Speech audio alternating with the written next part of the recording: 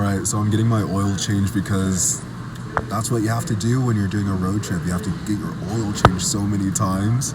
But once this gets done, I'm headed straight to, I keep on forgetting how you say it. I'm headed straight to Lubbock, Texas, where like Texas Tech University is, or something like that. It's about 5 hours, so I'm with probably an hour of like stopping as well. I'm probably gonna get in there around 6, which is great because that's just right after rush hour. I'm gonna get a hotel, and then I'm going to go to the gym. Luckily there's 2 Planet Fitnesses, but one is open 24/7. So after I check into my hotel, and after I caffeinate even more, I'm gonna go to it and work out and just decompress, because Jesus Christ, I have so much like pent up like fight or flight stress from just driving. Like, I'm shaking. I'm shaking. But yeah, I'll see you guys there. Okay, I just got pulled over by a Texas.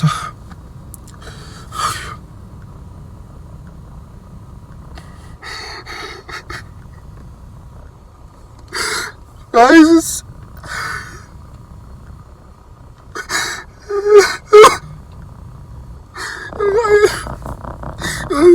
it's so hard. It's so hard to be black in America. I just got pulled over by a Texas officer because he was following me for 2 miles, and then he pulled close to me on the side to see who was driving, and then he pulled back and then put the lights on, and then he pulled me over, and he told me that the reason why he was pulling me over was because apparently the frame of my license plate was like covering up where my state was from, which is not true. It wasn't true at all. And then I started freaking panicking, going through all of my papers, and I tried, and it took me so long. I had to like call my mom, and I was terrified. I was so scared. I was gonna die. I was so afraid. And so I was like panicking, trying to find my fucking registration, and I got my license out. And it was just like, I was so scared. And then I was pulling out stuff that from the glove compartment, and then like my mom had left those washer pods in there, and when I was looking for it, he thought those were drugs, and then he started asking me what those were, and I showed him. I was like, it's just washer pods, it's nothing. It's just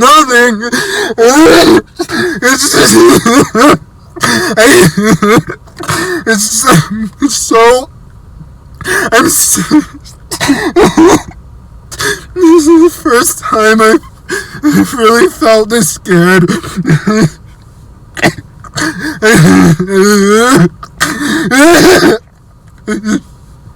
So I just pulled off, and so I can like collect myself.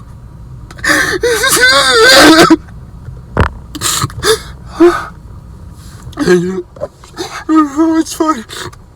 He gave me a warning. Let me be on my way, but God, it's so scary.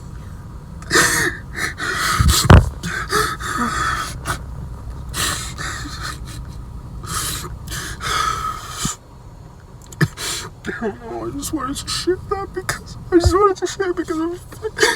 I had a heart attack.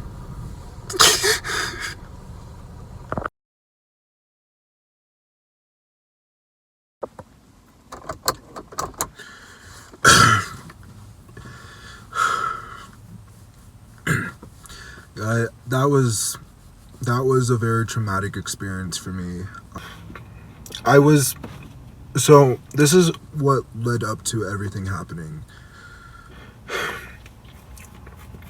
So I was driving, I was going the posted speed limit, which was 75 miles per hour. I just so happened to be going exactly that because I was on cruise control.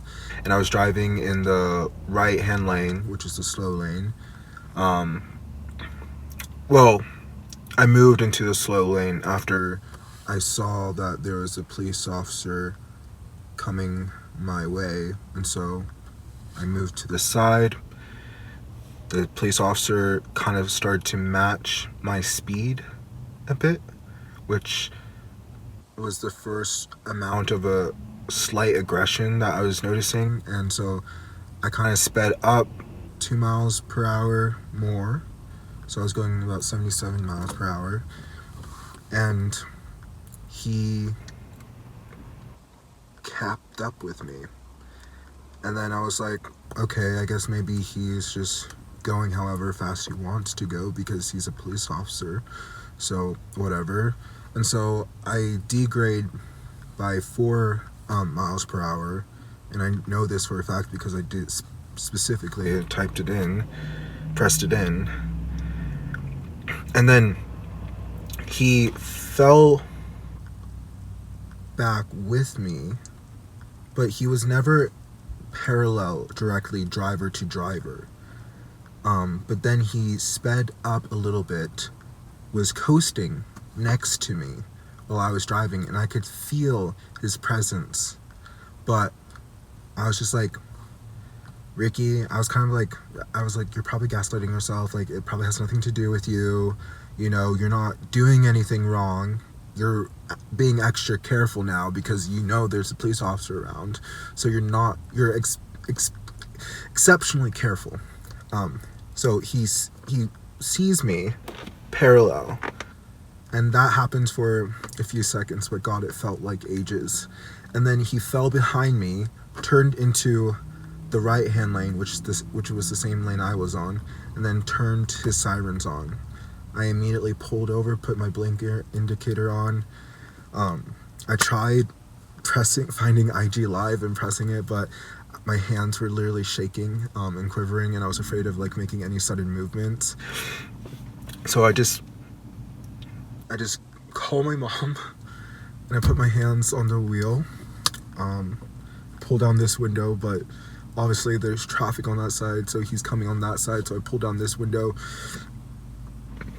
as well, and he comes, talks to me, very intimidating. He has his hand on his gun, asks if I have any weapons. I said I have like a pocket knife in my car door, but otherwise I have nothing. He's like, do you have drugs? I'm like, no. And he told me the reason why he pulled me over was because the frame around the license plate was blocking out the state that my car was from, which it wasn't. I've never had this problem before. I've driven across this country now almost 3.5 times. I've driven in my home state in this specific car, for months at a time. This has never been a problem because you can always see the name of the state. It's an Oregon license plate, and Oregon has an iconic license plate too. It's not like some weird like Midwestern plain frame. Like, no, it was clear, but for him, he just needed to find a reason to pull me over. And I was panicking. I was calling my mom, talking to her. I was like really afraid that I was going to die. And then I frantically started calling this guy named Tim Fox, who was the head of the Oregon State Police. I actually was connected with him almost a year ago, before I embarked on traveling across the country. We met through a mutual friend, a colleague, and he gave me his number just in case, and he just so happens to live in Texas too.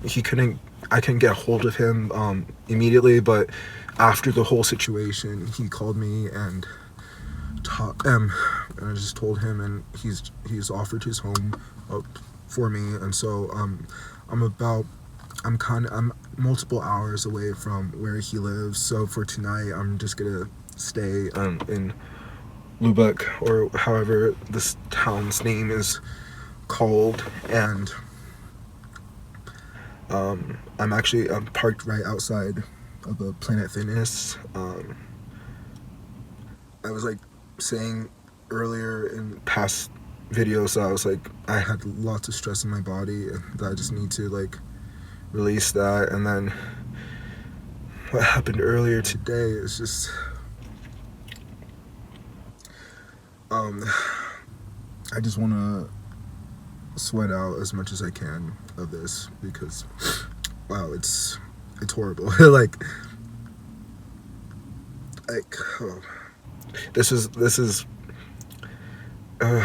after the incident. Like I found a place that I felt safe to pull over, like just a corner shop, and kind of just reconfigure everything, kind of organize stuff, and then I just vomited outside of the car. And the last time I was pulled over, I had this. Luckily it wasn't bad. It was in my hometown, and it was with people who knew me, like the police officer. So, but I was still like very scared, and I vomited. Then, even though like it was less, the stakes were less high in that situation. This has really put a real. I don't want this to like ruin the state for me. I don't want this to ruin America for me. I know there's nuance. But with this, like, I don't want to sound hyperbolic, but I don't have faith in my security if I don't have faith in my security if like Donald Trump becomes president, because obviously, like, no matter what your politics are, he's an enabler of like the worst people ever. And I just want to move back to London. Oregon is always going to be a home for me, and I'm sure it's always going to be very safe for me, but this has really shook me. And like with everything else that's going on in the state, in the nation, just how aggressive everything is, it's not worth putting my life on the line for that. And I know you guys like know that I smoke weed, and like he could smell a little bit of it in the car. He asked me if I had meth. He asked me if I had cocaine. I don't know if he asked me if I had cocaine, but he asked me if I had weed, just drugs in general. And I said no, and he's like, I can smell weed, but because I do not have a dog with me, I'm gonna let you off with a warning. Which, oh my god, that was so fucking threatening. Like, Jesus Christ. The only reason why he smelled it, because where I was putting it was, the lid wasn't fully on, so it was coming out. And I don't know. I feel like a lot of people with that intention would really go into victim blaming and like, well, you're in Texas, you shouldn't be having this. Well, marijuana that's my medicine. That's what keeps me cool. That's what keeps me cool, calm, and collected. That's what brings me peace, and we all know that it's bullshit that it's illegal here. And we all know it's bullshit that federally it's illegal. And we all know that Joe Biden hasn't really done anything. And he's not pushing anything. So, yeah, maybe I should... Fuck.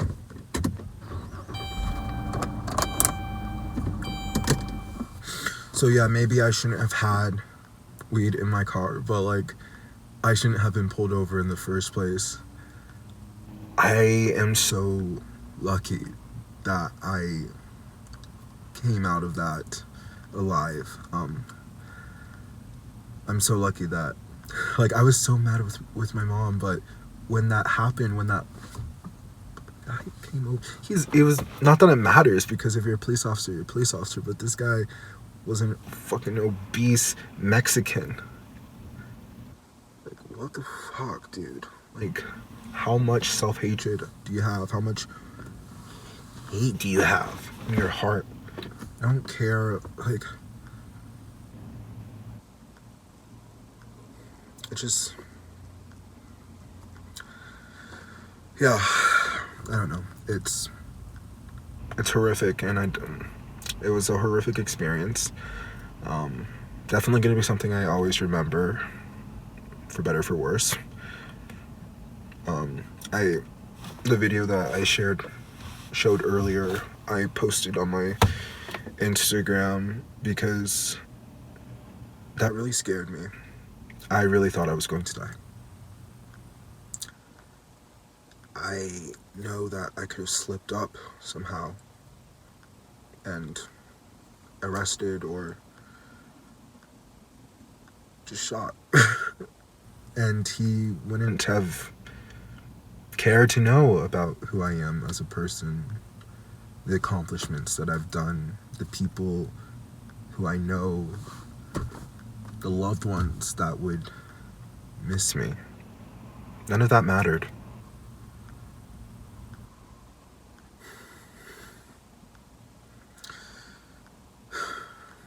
I'll see you guys in the next video.